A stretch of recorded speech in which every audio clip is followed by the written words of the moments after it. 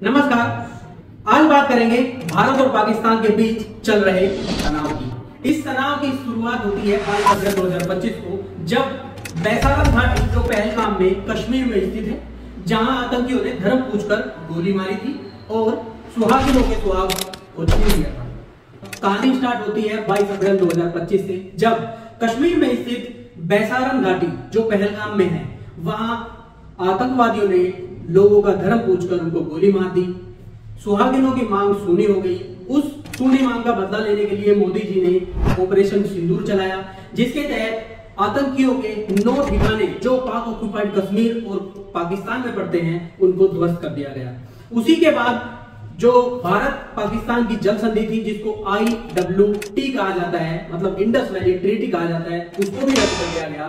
तो भारत ने पाकिस्तान को पानी देना बंद कर दिया। तो सिंधु नदी जो है, उसके जरिए पाकिस्तान में पानी जाता है। हम आपको बताना चाहेंगे, सिंधु बेसिन की 6 नदियां हैं, जिन 6 नदियों में से 3 नदियां पाकिस्तान के हिस्से में रखी गई और 3 नदियां भारत के हिस्से में रखी गई। इन नदियों को फाइनल करने के लिए वर्ल्ड बैंक ने बिचौलिए का काम किया और ये कहानी 19 सितंबर 1960 की है, जब जवाहरलाल नेहरू और पाकिस्तान के राष्ट्रपति ने इस पर हस्ताक्षर किए।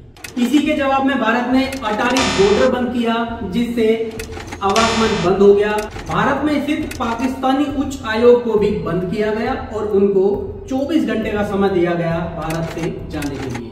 IAF ने इस्लामाबाद सहित पाकिस्तान के 8 प्रमुख एयरबेस को तबाह किया।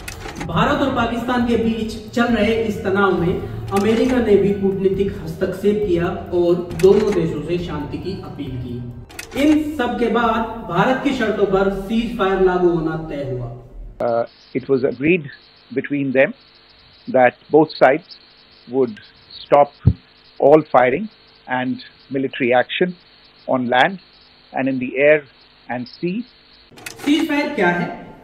यह एक युद्ध विराम है, युद्ध रोकने का स्थायी या अस्थायी तरीका है।